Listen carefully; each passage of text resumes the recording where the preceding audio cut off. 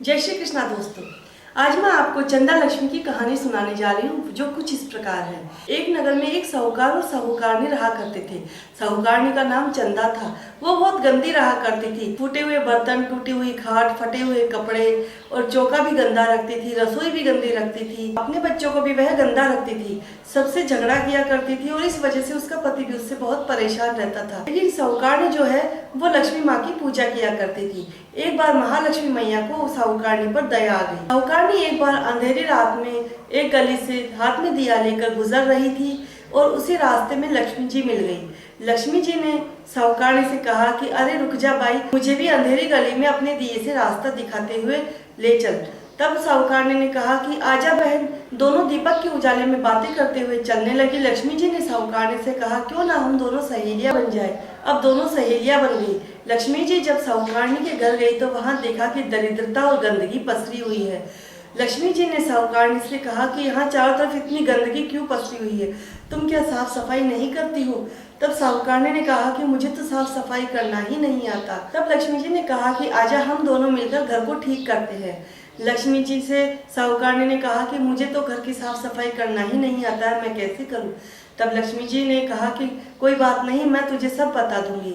लक्ष्मी जी बताती गई। सबसे पहले तो उसने घर में साहूकारनी से झाड़ू लगवाई, कपड़े धुलवाए, बर्तन धुलवाए, टूटे फूटे बर्तन बाहर निकलवाए और नए बर्तन घर में मंगवाए, नए कपड़े मंगवाए, टूटी खाट सही करवाई, बच्चों को नहलवाया और उन्हें साफ कपड़े पहनवाए और रसोई चौके का भी सारा काम करवा के साहूकारनी से खाना बनवाया और लक्ष्मी जी थोड़ी देर रुककर चली गई। इसी तरह लक्ष्मी जी कई बार आकर चंदा से साफ सफाई करवाती, घर का काम करवाती। फिर बाद में चंदा अपने आप ही अपना घर साफ रखने लग गई और उसका पति भी अब उससे बहुत खुश रहता और चंदा का घर भी अब धन धान्य से भर गया। चंदा की देवरानी जेठानियां ये सब देखकर ताजुब करने लगी और उन्होंने चंदा से कहा कि ये सब तूने कैसे किया, तेरे घर में इतना धन माल कैसे हो गया, तो इतनी साफ कैसे रहने लगी, तो बहुत गंदी रहा करती थी। तब चंदा ने कहा कि मेरी सहेली है लक्ष्मी, वो आती है, उन्होंने ही मुझे साफ सफाई से रहना सिखाया, उन्होंने मुझे सब तरीके सिखाए। तब देवरानी जेठानियों ने चंदा से कहा कि सहेली हुई तो क्या हुआ,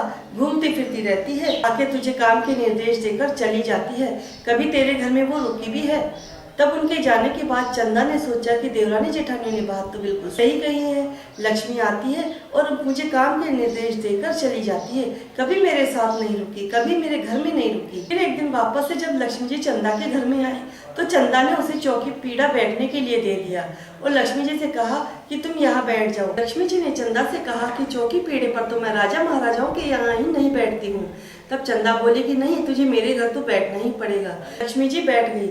चंदा ने लक्ष्मी जी से कहा कि मैं कुछ काम के लिए बाहर जा रही हूँ, जब तक मैं वापस ना आऊँ तब तक तुम कहीं मत जाना, मैं अभी आती। यह कहकर चंदा घर से निकल गई और वापस आई ही नहीं। अब ना तो चंदा आई और ना ही लक्ष्मी जी उसका घर छोड़कर गई और साहूकार के भी करोड़ों की माया हो गई। हे महालक्ष्मी माता, जिस तरह आपने साहूकारनी की दरिद्रता को दूर किया, उसी तरह सभी पर अपनी कृपा बरसाए रखना।